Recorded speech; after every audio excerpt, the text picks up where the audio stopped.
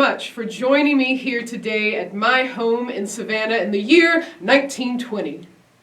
Now, I think that from the looks of it, we've got quite a few Girl Scouts here today, don't we? Now please raise your hand if you are indeed a Girl Scout or you have ever been a Girl Scout. My, it is so wonderful to see so many Girl Scouts joining today. I so appreciate it, and I suppose I don't need any introduction, but I am indeed Juliette Gordon-Lowe, the founder of Girl Scouts. And today I've heard that you want to learn more about my life. Is that right? Oh, well, very good. Well, I guess I'll start with the beginning. I was born in Savannah, Georgia in 1860. Now, do you know on what day I was born? It wasn't Valentine's Day. No, not Christmas. It's a different holiday. Halloween! That's correct, indeed. Yes, much to my mother's dismay, I was born late on Halloween night, October 31st, 1860, here in my home in Savannah.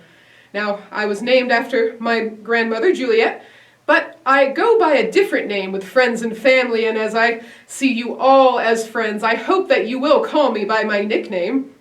Do you know what my nickname is? That's right, Daisy! Although I have often joked that perhaps my nickname should have been Rose, because roses have thorns.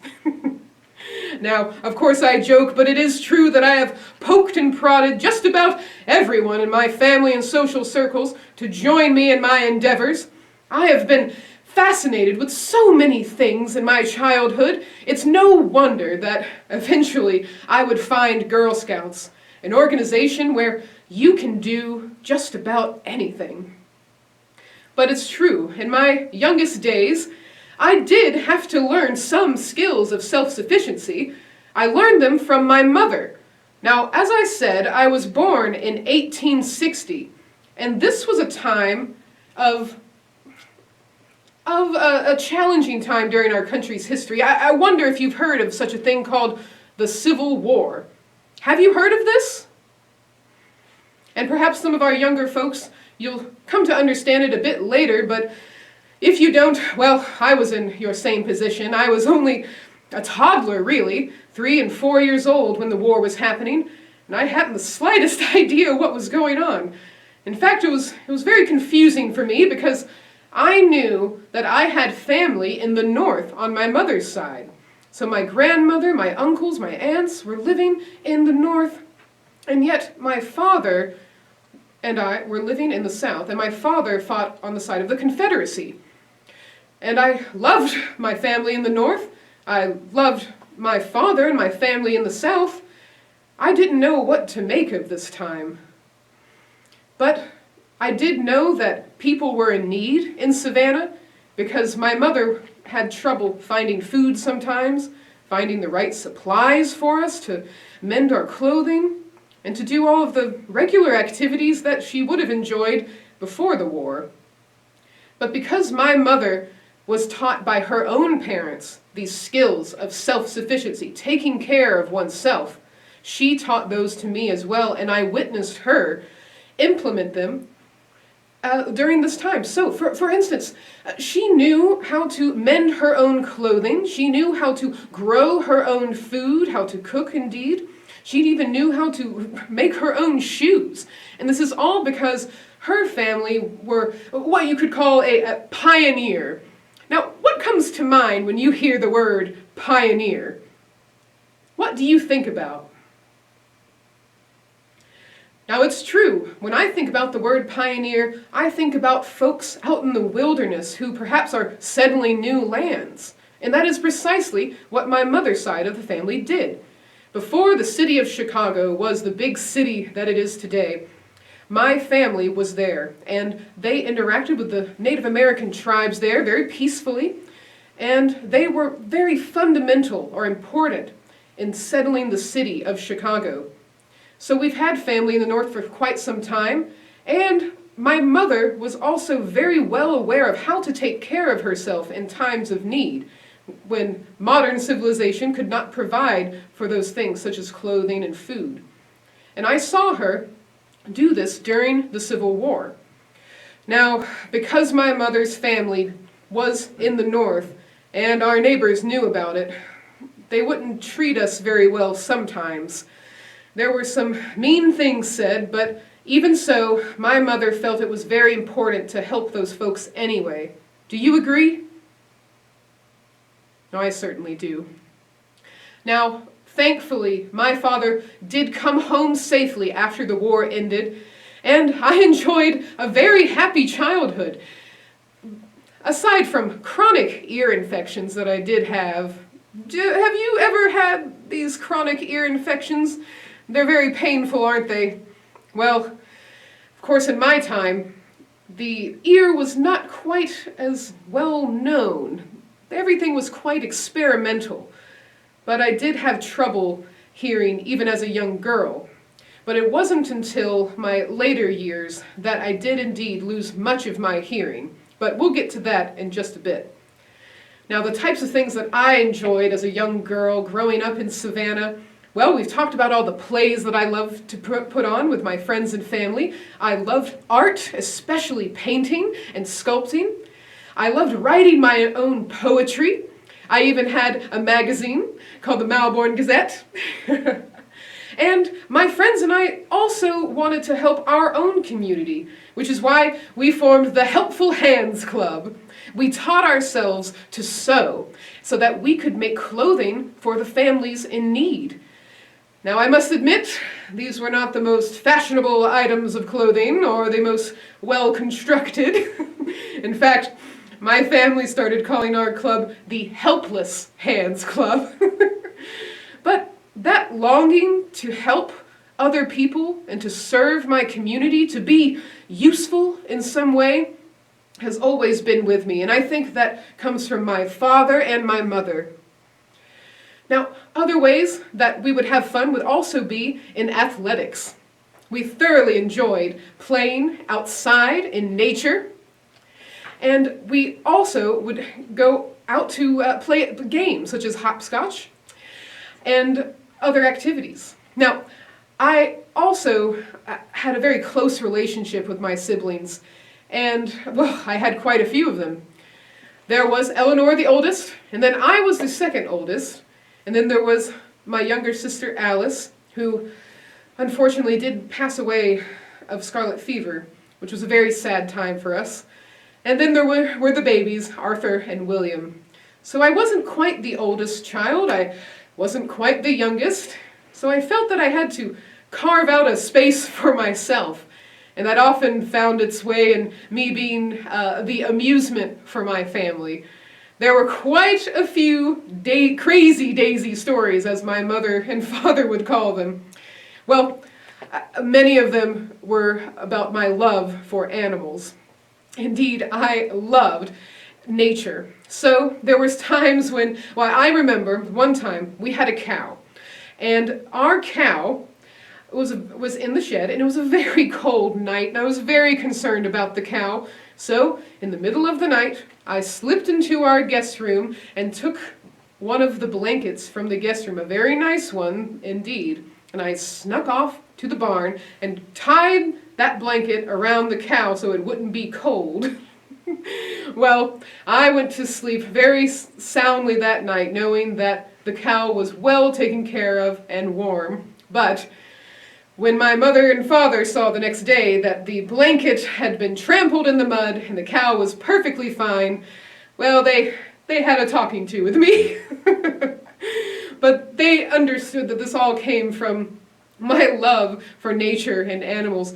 I also recall another time, and this was when I was at boarding school, that my friends and I came across a poor little bird that had sadly died, and, well, we just couldn't leave it there. So we insisted on performing a funeral for this bird. We made a beautiful little box and decorated it, settled the bird in there, and gave it a beautiful funeral. I performed the eulogy, and we even sang songs during that time. So all my life, I've always wanted to appreciate nature and to appreciate my community and serve my community. Now, I believe my troops might need my help once again, so I do hope you will hold right here as I help to make sure that everyone can be able to enjoy our little visit today. One moment, please.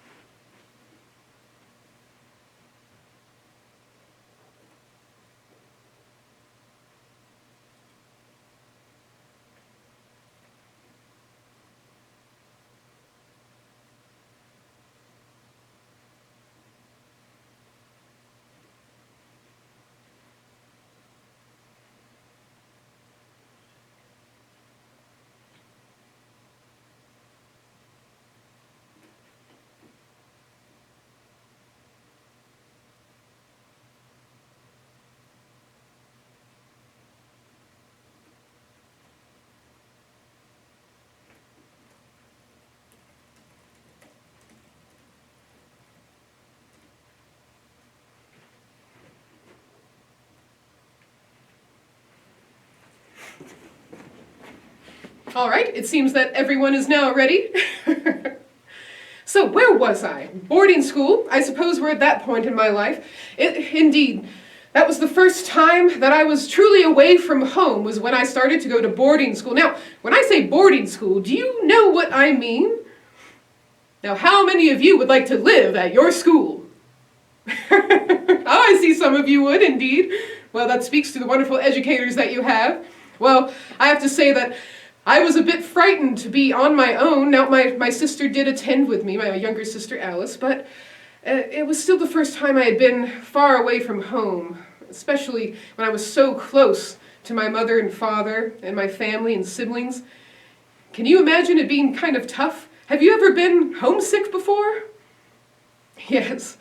I was afraid that I was going to have trouble finding friends, but the case was exactly the opposite. Now, I told you I'm a sociable person, and that certainly helped me when I went to boarding school.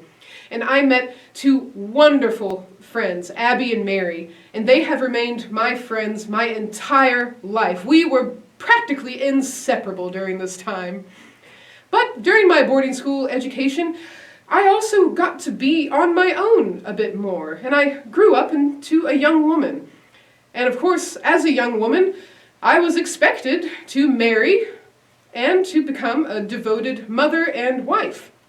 This was the path that was laid out before me, and it was something that I felt that I wanted. And I have to say, I especially felt that I wanted that when I met Willie Lowe.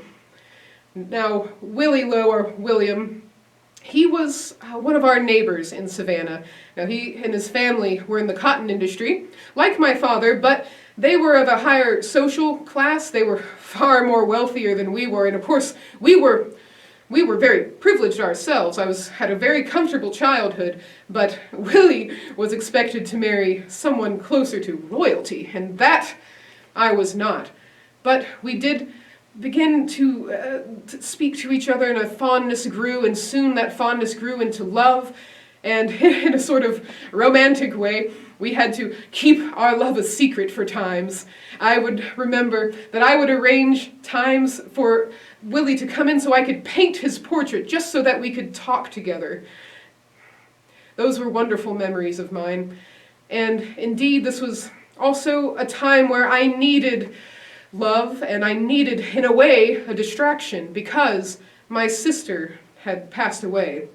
And that was a very hard blow to the entire family, especially my mother. So my time with Willie was a time of joy when I really needed it. And eventually, while Willie did go off to study at Oxford for a time, and we were separated by that distance, we did find each other again, and we did marry. Now, it was before this time when my hearing loss truly began.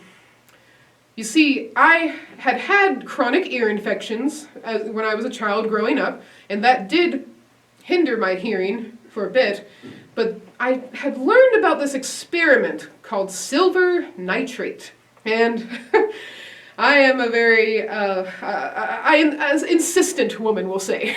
and I went to my doctor and I insisted that he try this experimental treatment, and unfortunately it ended up damaging one of my ears. And on my wedding day of all days was the day that I lost even more of my hearing. On a joyous occasion of all days is when this happened. As my guests were throwing the celebration rice into the air as Willie and I were leaving the chapel, a grain of rice lodged into my good ear. Well, here I was expecting that I would go on with my life and our honeymoon in a joyous time of excitement, but that was not the case. Because when that grain of rice lodged in my ear, I had to have a surgery to remove it. And while the doctor did remove the grain of rice, it further damaged my ear. And this was the time when I experienced very significant hearing loss. Now, having one of your senses drastically taken away from you is very challenging. On top of that, Willie and I were moving to England because we had homes in both England and Scotland, so we were moving to Europe, where I didn't know many people. I was very new to the customs, and being hard of hearing and not feeling well at the same time, it wasn't a very happy beginning to my marriage. It wasn't what I had expected. And after this time, much of my life was not what I had expected. I had always thought that I would grow up to be a devoted wife, a loving mother with a big family. And then another blow happened, another challenge of mine. I learned that I was not able to have children of my own. And for a woman of my time, this was a very important thing. We were expected to be mothers, and that's something that I did want. So to not be able to communicate well with my husband and others at social gatherings, to have gone through some sickness after my surgery, and then to learn that I would not be a mother to one of my own children, you can imagine this would be very sad, right? Yes. And indeed, this did put some challenges on my relationship with my husband, and while I don't want to get into too personal of details, we did eventually agree that it was best for us to separate. I was heartbroken. I didn't know what to do with my life because I was not prepared for independence, to be quite honest. But here I was, a woman of my time, and at this point I would have been in my late 30s and 40s, and I was deciding what to do with myself. Now, I was a woman of some means. I did have money in order to pursue some interests. So indeed, I did do quite a lot of traveling.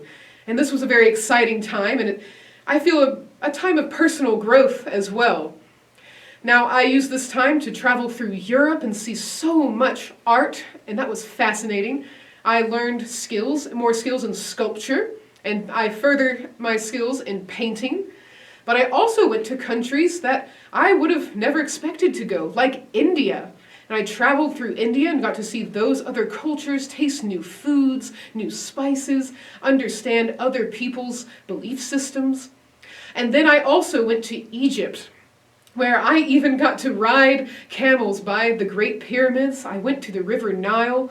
All of these wonderful experiences that many women would not have been afforded, so I do feel that I was quite lucky.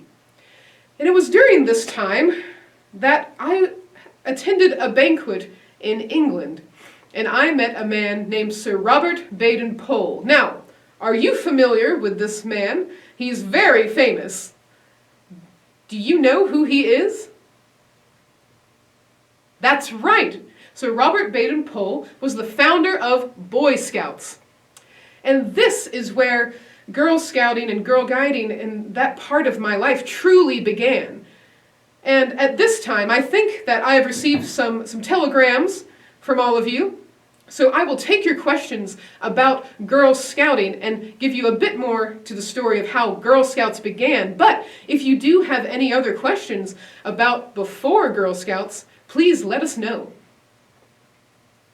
And I have my assistant, yes, Mr. Kyle. What's the first telegram say? Yes, Kennedy, a brownie from Alton, Illinois, wants to know what challenges you faced when you began Girl Scouts. Ah, thank you for that question, Kennedy from Illinois. Oh, I'm very familiar with Illinois, as much of my family has lived there. I've visited quite a bit as a child. Now, the challenges, yes, that's a very good question. So, in the very beginning, well, even the first organization that was similar to Girl Scouting was controversial. Now, this was called Girl Guides. Have you heard of Girl Guides? It began in England. And indeed, when I first met Sir Robert Baden-Powell, he had described to me how over 6,000 girls had tried to register for Boy Scouts, either using their initials or their brothers' names. So it was clear that girls were very interested in scouting and learning all of these wonderful skills. So Sir Robert Baden-Powell's sister Agnes started another organization specifically for girls called Girl Guides. And when he told me about that, I was just entranced by it. I wanted to know everything I could about girl guiding. So I pretty quickly did my research and became a Girl Guide leader. I had troops in Scotland and England, and I learned so much during this time, and it just became quite obvious that this was something that I could dedicate my life to. I had so many fascinations as a child, from theater to the outdoors to nature, poetry, arts, and I loved socializing and having friends and serving my community especially and helping others. It seemed like girl guiding and scouting was the exact place that I was meant to be. Have you ever felt that before? Here I was, a woman who didn't know what the path was ahead of her. Everything was so foggy and gray. I couldn't see what was going to be in my future, and then something just landed in my lap, essentially. And so, after leading girls in both Scotland and England, I knew that I had to take this idea to Savannah. And when we started Girl Guides in Savannah, that was on March 12th, 1912, and we had 2 troops, a total of 18 girls. And our very first Girl Scout was my niece, who was also nicknamed Daisy. Now, the controversy. That came in the beginning. There was some controversy over girls' learning skills that were seen as so-called masculine skills. Girls going camping, girls learning athletics, girls learning archery, and all of these camping techniques. It was unusual, but it wasn't very controversial until we decided to call ourselves Girl Scouts. And this happened when I had been on a trip to England. I had come back to my Girl Guides, to find that they had already changed their name to Girl Scouts. Why? Because they were doing everything that a Boy Scout does, and why not? They certainly deserve that recognition, don't you agree? I agreed as well, but not everyone did. There were some other organizations similar to Girl Guides that were also teaching girls more domestic skills, skills that were expected of girls, such as keeping a house and hygiene, nursing, cooking, and cleaning. And the controversy was from a man named Mr. James West in particular, who was an associate of the Boy Scouts. And he led an organization called the Campfire Girls. Now, I had invited the Campfire Girls to join us in our Girl Scouting, but Mr. James West did refuse. And I was saddened by this, but I have to say that the controversy dwindled or lessened and lessened over time when people saw how vital and important Girl Scouting was, especially during what we call the Great War, or what you might call World War I. Now, during the Great War was when Girl Scouts really took off. The Girl Scouts were in the thousands, the low thousands at the time, but by the end of the Great War, we had so many Girl Scouts. I believe we were up to 80,000 girls. Now, that is a remarkable figure. And we were so needed during this time because many of the men who were off fighting had their families left at home, and those families needed help and assistance. There were other ways that we could help them by teaching them how to conserve food, for instance. So we led activities such as learning how to can food, learning how to preserve food, learning how to make food last longer. And we even helped with the food administration in what's called the thrift program by encouraging those American citizens to pledge that they would participate in the thrift program, and even starting their own gardens to grow their own food, all of the ways that we could help at home. Other ways that we helped were with the American Red Cross. We would create the bandages for soldiers, we would make socks for them, we would assist the soldiers that were back home and wounded, we would even create games for them and entertainment for them as the wounded soldiers were recovering. So all around the nation, we were being recognized. And that was really what put Girl Scouts on the map. And I have to tell you, I was very busy during this time. I was going all over the country recruiting for Girl Scouts, and it spread like wildfire. And I was so happy to see that we were finally being recognized as the Scouts that we were. And it was by then that I felt the controversy had ended, and we were finally recognized for our skills, and people acknowledged the fact that we deserve to be called Girl Scouts. Very good question, Kennedy. We've had a couple of questions. You were just talking about how Girl Scouts had helped during the Great War, and we've had several questions about how Girl Scouts could help now with some of the challenges that our nation is facing with some of the health issues. Ah, yes, myself, I have indeed experienced what you might call, perhaps you've heard of the word epidemic or a health crisis, yes. I remember in my early childhood, my mother and I had to go to the North Georgia mountains to escape Savannah because there was what's called yellow fever. Now, I don't believe that you have to worry about yellow fever, but during my time, it was a very scary thing to happen. So, what we did was we did indeed in those times have to remove ourselves from the community. We went to northeast Georgia, where we had family there, and stayed with them for that time. But the times where Girl Scouts were very important was during the Spanish flu epidemic. So a flu was going around after the Great War. So Girl Scouts had helped greatly during this war. And then right after was when this flu started spreading around. And it was very scary, I must say. But the thing that we as Girl Scouts can do is to rely on the facts, and rely on science, and rely on the experts. Now, I know that all of my scouts are learning about proper hygiene and how to take care of others. Isn't that right? We're all washing our hands, aren't we? Ah, very good. And we're not washing our hands quickly, are we? We're taking our time. That's very important.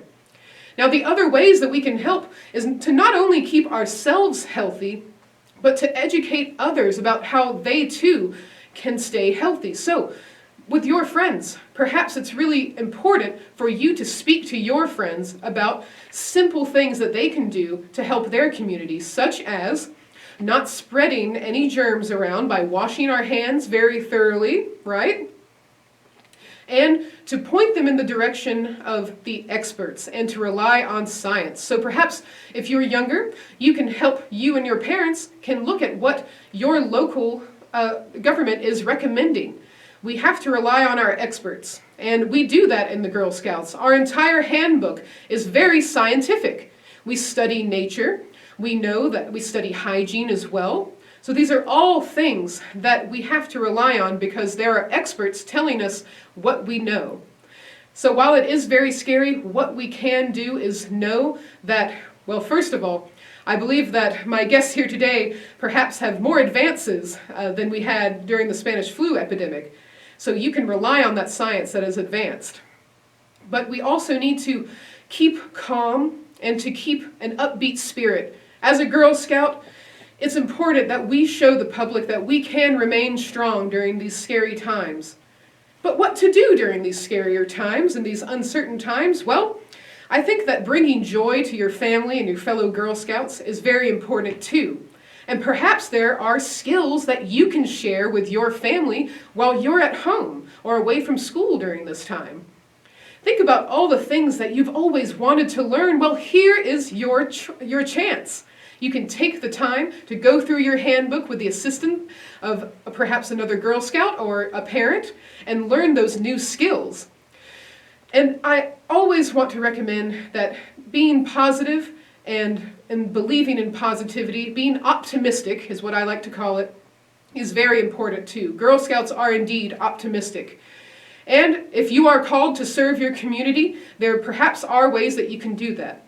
And as a Girl Scout, I'm sure you will. Very good question. Raquel from Troop 537 and Troop 1319 wants to know, what is your favorite part about camping? Oh, my favorite part about camping.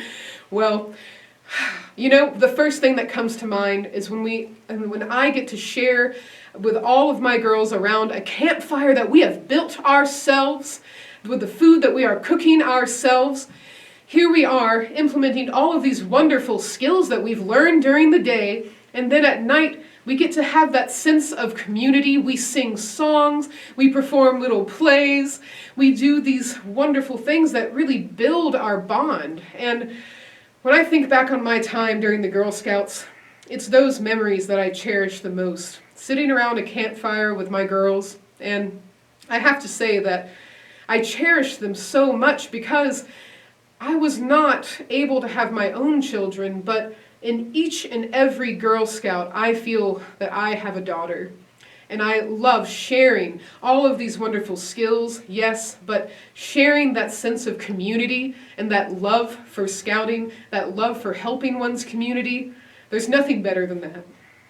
Very good question, Raquel. Jesse Johnson wants to know, why did you have to sell your pearls? Oh, yes, my pearls. Oh, thank you, Jesse. Well, the Girl Scouts was funded by me. As I had mentioned before, I was a woman of some means. I did have some wealth, and I felt that that wealth ought to be put to good use. And so the Girl Scouts, to me, was the perfect place to put my money. Now, eventually the Girl Scouts did become more self-sustaining and did not rely on my personal finances, but in the very early times, it did. And there did come a time when expenses were high, especially when we were getting out new uniforms, our new khaki uniforms. And I had to make the decision to sell my pearls. Now, I have to say, it was tough to let go of at first, but knowing that this would help the Girl Scouts further and advance and keep going, well, my sadness for those pearls, I don't even think of the pearls anymore, to be honest. They were a wonderful thing to treasure, but they were put to much better use, and I'm very glad about that decision, but thank you for your question. I appreciate that. Carrie Rauschenberger is asking if you could tell us about a fish award. And I don't know what a fish award is. The silver fish. Yes, well, the silver fish is an honorary title. So if you are a Girl Scout and you finish a certain number of badges, then you are awarded the silver fish, I believe. Now, I do have my handbook right here. So if you haven't seen this handbook, this is our first handbook. So if I go back all the way to the back of our handbook here, and I believe we can go to our awards and medals. Oh, here's all the badges. How to become a silver fish. A Girl Scout must win the following badges: ambulance and first aid, clerk, cook, child nurse, dairymaid, florist, fire brigade, gymnast, interpreter, laundress, matron, musician, needlewoman, naturalist, sick nurse, pathfinder, pioneer, signaler, and swimmer. That's all. Now, as advantageous as that sounds, you as Girl Scouts have time to acquire these skills. Don't worry. Now, you do have to take a test. I'll finish our brief outline. In examining for tests, one of the committee should, if possible, be present, and the local committee should be satisfied through the recommendation of the girls' captain that the tests were satisfactorily performed. And that is how you become a silver fish. Now, I wonder if we have any silver fish in the audience today. If so, I am very proud of you. And for all of those aspiring silverfish, I'm very proud of you too, and I know that you're going to get there one day. Aubrey Elvis from Troop 20018 wants to know what sort of things, what were the first troop that you had, what sort of things did you teach them? Oh, yes. Well, if we're talking about the very first troop that I had, this would have been in the Girl Guides in Scotland. So I did have a group of girls who were from a poorer community. They were what you'd call a working class girls. And the first very important thing that I wanted to teach them was proper hygiene. Now, we just discussed that it's very important to stay healthy. We want all of our Girl Scouts to be healthy and strong. So I taught them about proper hygiene as well as nutrition and teaching them how to cook and grow their own foods. So those were the most important things that I wanted to teach in the very beginning with my Girl Guides. Later on, that's when we expanded to more skills like camping and even military drills and signaling and identifying plants and animals. So in the very beginning, it was more skills that I felt would best benefit those girls who may have not been very familiar with proper hygiene techniques. So that's where we all began. And being healthy, you have to be a Girl, in order to be a good Girl Scout, you must be a healthy Girl Scout. So that is where it all started. Very good question. AJ from Troop 5322 wants to know what made you happiest in Girl Scouts. Oh, what made me happiest? Well, I've already discussed those wonderful campfire moments, but I think what made me happiest was just seeing the joy from all of these girls who may have otherwise never known that they could possess such wonderful skills and that they could learn the same skills as Boy Scouts. So just seeing those girls become very confident individuals was such a joy. I think that in particular was one of my favorite things about Girl Scouting. Very good question. Juliette, I'm not sure if I'm getting her name right, from Troop 92045, wants to know if Boy Scouts ever came along on your adventures or if you ever interacted with the Boy Scouts. Well, your question is a good one. And while that is where the controversy was. Boy Scouts did not interact with Girl Scouts very much. In fact, there was a intentional distance between the Boy Scouts and Girl Scouts. Now, some people would say, well, it was so that they wouldn't distract one another, as boys and girls can, I suppose. But it was really just to ensure that the boys and the girls were learning skills and also having that shared bond. Now, I feel that, in a way, having boys around could be a distraction, especially during my time, when here are girls doing activities that boys do, and there could be some teasing or taunting that could happen, perhaps on each side. So it seemed like the safest way and the easiest way to ensure that everyone was distraction-free and able to learn those skills was to have girls in their troop and boys in others. But I have a feeling that will change, and I would see no problem in having Girl Scouts and Boy Scouts have days where they get to interact together. But I do feel strongly that it's important that we keep Girl Scouts as Girl Scouts and Boy Scouts as Boy Scouts. The learning from other girls and the experiences of other girls, it's much easier to create those bonds and share in those similar experiences than it is with a Boy Scout who is perhaps having different experiences growing up. So that's where I feel, but as I've always said, that I trust my Girl Scouts to adapt and change on their own. They know what's best. We've had a couple of questions of girls wanting to know when you started selling cookies. Well, that's an interesting question. You know, we've recently, as I stand here in 1920, we've recently recorded a recipe that we've placed in our American Girl magazine. Now, this is a cookie recipe that's just a simple shortbread recipe, but I have learned that bake sales are becoming a very popular fundraising technique. In fact, there was a troop in, I believe it was Muskogee, Oklahoma, called the Mistletoe Troop that recently had a very successful bake sale. Perhaps that's a very good idea. What do you think? Should we start selling cookies? I think they'd be quite popular. I think we have time for one more question, All Miss right. Lowe. And I think this is a good one from Troop 622 in Charleston, South Carolina. And wants to know what you think of the evolution of the type of badges offered now from those when you started.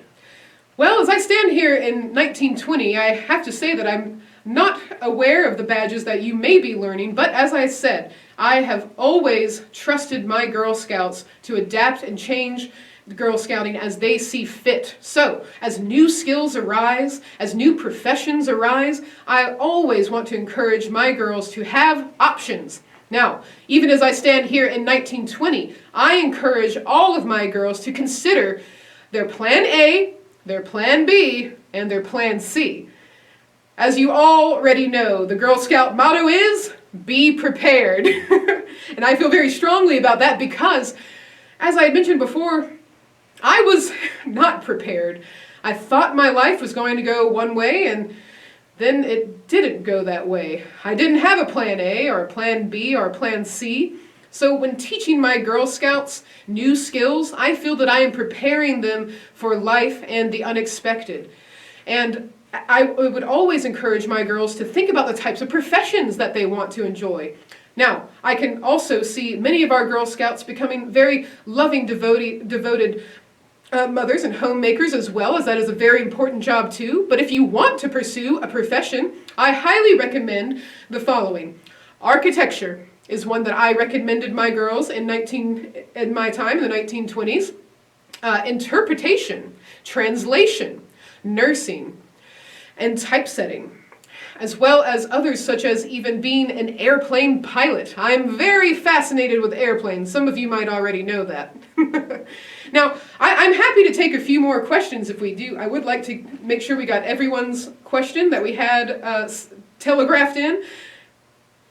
But very good questions. Let's see. Harper from Troop 4234 wants to know if you did drawing in Girl Scouts. Oh yes, drawing indeed. Now, drawing was just a fascination of my own, but arts and crafts were a very important part of Girl Scouting. To be a well-rounded individual in Girl Scout, the arts are extremely important. So there would be times when we would have art lessons indeed, and most of the time this would be during our house meetings. Now you see, behind me is my home in Savannah, and this was our first headquarters. So we would have our teas here, we would have some lessons, we would even march and drill in my backyard, which, speaking of controversy, when we started playing basketball in my backyard, there were folks coming off the street to watch us play our basketball games because they were shocked to see girls playing basketball. I apologize if I lost my train of thought. I think that answered the question.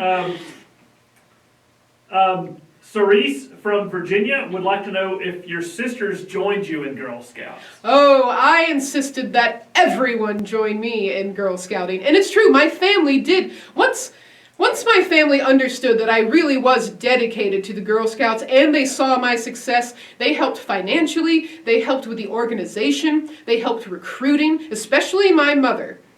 And this brings to mind all of the wonderful people that also helped me. I had incredible women helping me, troop leaders, organizers, secretaries, and without them, Girl Scouts would have never been the success that it is. Now, I have to admit, I am not the most organized, and I am quite flighty in some respects. I have an idea pop into my mind, and I say go.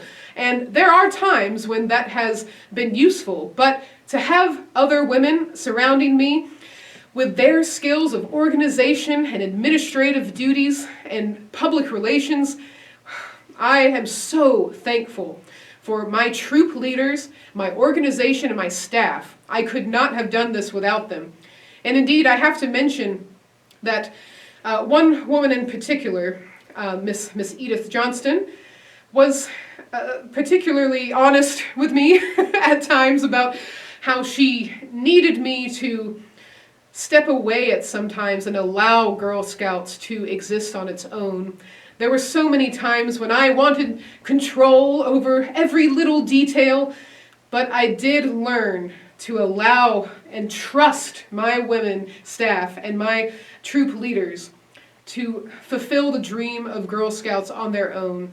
They had the manual, they knew, they had the drive and the spirit, and I had to step back, which is why very recently, as I stand here today in 1920, I stepped down as president, and I have become honorary founder. Now I'm still very busy, and in fact I've probably got quite a few meetings to go to very soon. But it was a very big lesson. You know, one joke that I've always made about my hearing loss is that at least I never had to hear the word no. But women like Edith Johnston taught me that I too must listen, and listen carefully, and listen with trust in my fellow women. And I hope that you will as well. As you embark on your endeavors, I hope that you will pursue all of those wonderful skills that you're learning, enrich each other's lives, educate those around you, serve your community to the best of your ability, and keep that Girl Scout spirit, whether you earn a badge for it or not. I have so enjoyed today's visit, and I very much thank you for visiting me today. Now, it seems that I've got to run to another recruiting meeting. Goodbye!